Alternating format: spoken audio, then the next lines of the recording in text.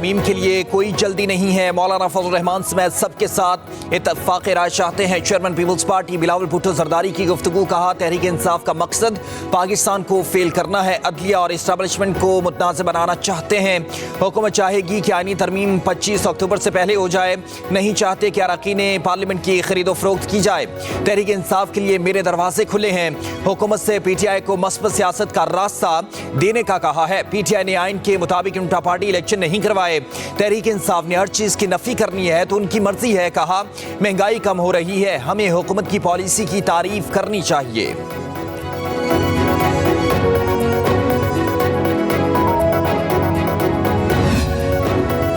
हुकूमत ने आईनी तरामीम से मुतालिक मौलाना फजल रहमान की तजवीज़ मान ली। ज़राए के मुताबिक पार्लियामेंट के दोनों ऐवानों का इजलास SCO सरबराह कॉन्फ्रेंस के बाद बुलाने का फैसला किया गया।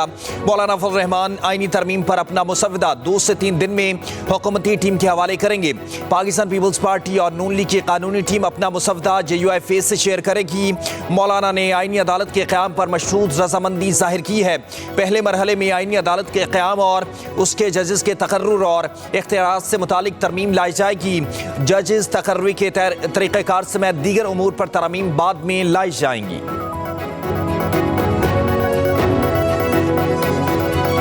2014 और 15 को जो कुछ किया गया और पाकिस्तान के खिलाफ नापाक जो अज़ाइम थे दुश्मनों के और यहाँ पर घुसपैठियों के भी, उसका ये रेप्लिका है। अकल के अंधे को भी ये बात समझ में आ रही है कि हमारा IMF का प्रोग्राम हो चुका।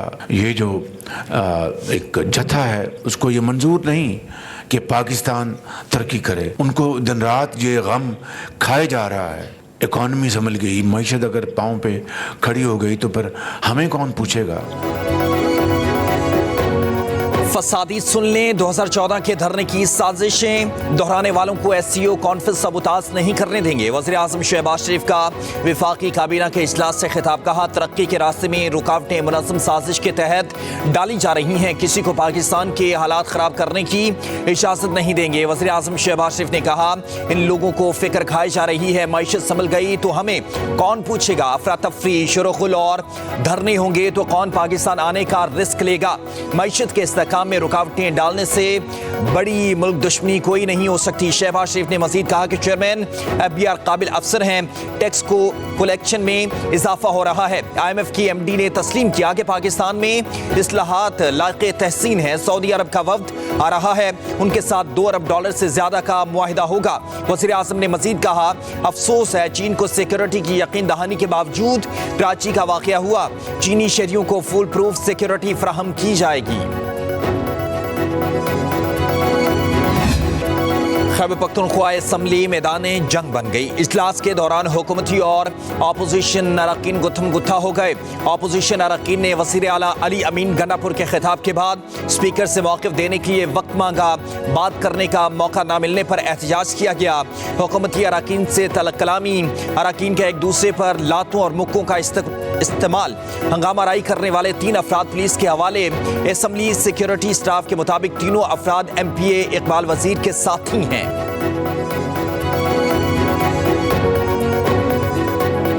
फौज हमारी है, फौज से हमारा कोई लड़ाई का कोई मकसद है और नहीं हमारा कोई ऐसा एजेंडा है। एक ऐसा माहौल बना दिया कि जिससे जैसे अल्लाह माफ करे कोई बहुत बड़े कोई दहशतगर्द हो। यहाँ पर मुझे बताया गया कि ये अरेस्ट जो अभी करने आ रहे हैं ये ग्रेस के साथ नहीं है।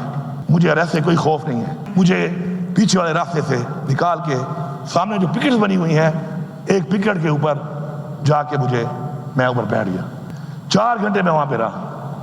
लगभग 4 घंटे के बाद मुझे उन्होंने कहा कि गाड़ी अरेंज हो गई है और गाड़ी अरेंज होके उसको बता दिया गया कि वो उस रूट के ऊपर आपके लिए वेट करेगी।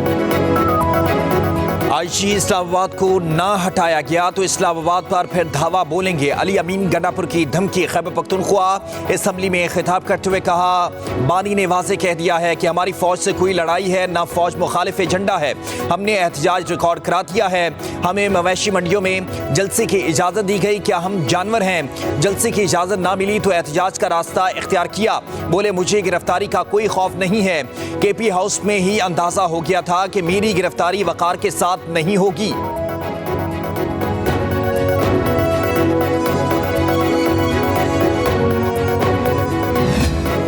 कराची में दहशतगर्दी का निशाना बनने वाले चीनी इंजीनियर्स चाइनीज IPP से मुंसलिक थे।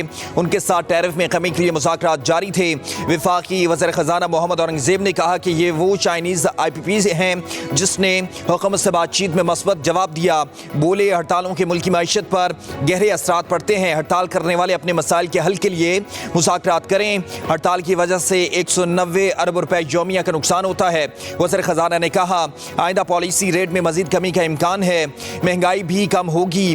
मुआशी इस्तेहकाम के लिए किए गए इक़दामात के समरात आना शुरू हो गए हैं। महंगाई की शरह सिंगल डिजिट पर आ गई। इक़्तिसादी ढांचे में इस्लाहात का अमल शुरू हो चुका है। IG पंजाब ने चीनी और दीगर गैर मुल्की बाशिंदों की सिक्योरिटी बढ़ाने की हिदायत कर दी। चीनी शहरियों की रिहाइश गाहों, प्रोजेक्ट्स साइट समेत तमाम मुतल्लिका मकामात पर तैनात नफरी हाई अलर्ट। IG पंजाब की ज़ेर सदारत गैर मुल्की बाशिंदों की सिक्योरिटी से मुतालिक अहम इजलास हुआ। डॉक्टर उस्मान अनवर ने हिदायत की कि सिक्योरिटी SOPs पर सख्ती से अमल दरामद करें।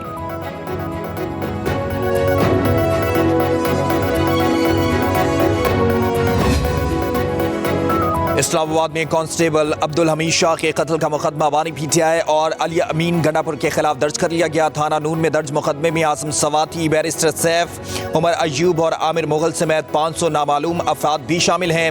मुकदमा में इक़दाम कत्ल, अगवा और दहशतगर्दी समेत 12 दफात शामिल की गई। मुकदमा मतन के मुताबिक आमिर मुगल ने शुरका के साथ मिलकर कांस्टेबल अब्दुल हमीद को ज़बरदस्ती पकड़ा। कांस्टेबल पर लातों, मुक्कों, डंडों और पत्थरों से तशद्दुद किया गया। KP हाउस पर हमला, आइन पर हमला है। एक सूबे के मुंतखब वज़ीर आला की तज़हीक की गई। PTI रहनुमा असद कैसर की मीडिया से गुफ्तगू, कहा, ओहदों का इस्तेमाल करके हमें जोर दिखाया जा रहा है। आइनी ओहदे छोड़कर मैदान में आए, फिर देखते हैं क्या होता है। बोले, आइनी पैकेज में 56 तरामीम शामिल हैं। बुनियादी आइनी हुकूक को ख़त्म करने की तरामीम लाई जा रही हैं। हम अपनी आइनी जंग हर फॉर्म पर जारी रखेंगे।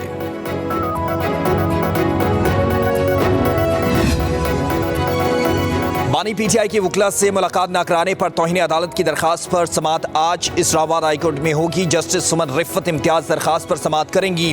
दरखास्त में सेक्रेटरी दाखिला और सुप्रिटेंडेंट अडियाला जेल को फरीक बनाया गया है।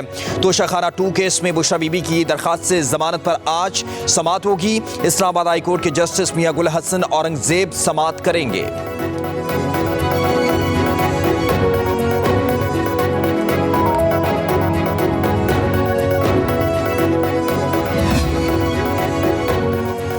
फितना अल खवारिज और कलअदम पश्तून तहफ़्फ़ुज़ मूवमेंट का गठजोड़ सामने आ गया। PTM को बैरूनी फंडिंग मिल रही थी। वफाकी वज़ीर इत्तलात अताउल्लाह तारड़ की गुफ्तगू, कहा, PTM पर तमाम इल्ज़ामात साबित होने पर ही पाबंदी लगाई गई।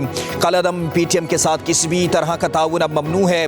कलअदम जमात ने न सिर्फ कौमी परचम नजर आतिश किया बल्कि बैरून ममालिक पाकिस्तान के सफारत खानों पर भी हमले किए। कहा, पुरअमन एहतजाज की इजाज़त हर किसी को है, मगर मुल्क को अदम इस्तेहकाम का शिकार करने की इजाज़त किसी को भी नहीं।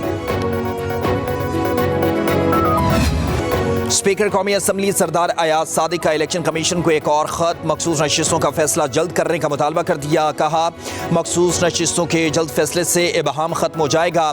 स्पीकर पंजाब असम्बली मलिक मोहम्मद अहमद खान ने भी इलेक्शन कमीशन को खत लिख दिया। कहा, इलेक्शन कमीशन को पार्लियामेंट की कानून साजी का एहतराम करना चाहिए। फौरी अमल दरामद जमहूरी निज़ाम की सालमियत के लिए ज़रूरी है।